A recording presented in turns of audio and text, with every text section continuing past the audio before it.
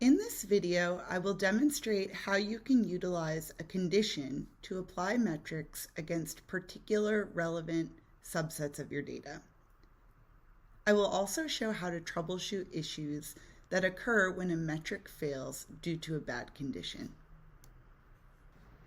In this example, I would like to create a metric that measures the average price per unit from my orders table, but I only want to see the price per unit for my cassette products outside the state of New Mexico.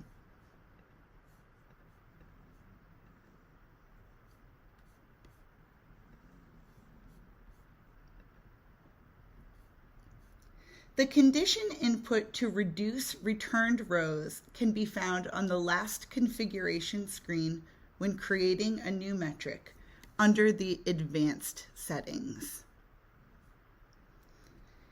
Using the conditions configuration, I can add a where clause to subset the records on which I am gauging this metric. It is worth noting that conditions are based on the syntax of the underlying source. If the syntax is incorrect, you will receive an error. Let me show you an example here in which I force an error so we can troubleshoot the issue and make corrections.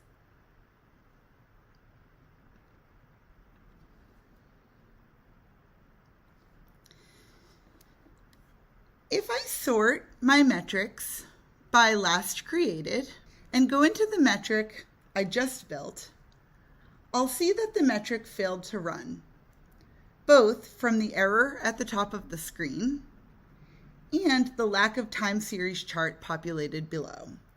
I can also confirm this by clicking on the Runs tab. When I click into the View Error message above, I can see that the error was identified at position 321 of line 1, beginning with single quote cassette.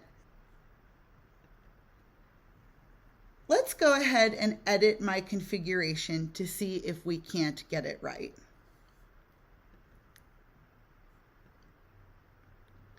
It occurs to me that my where clause employed double quotes, which is improper syntax for Snowflake SQL.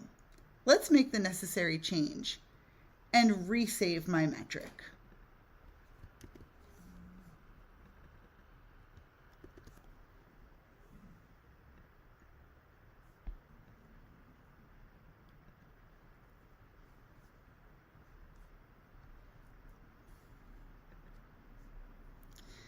My metric will now run successfully and apply the backfill that I selected in the metric config.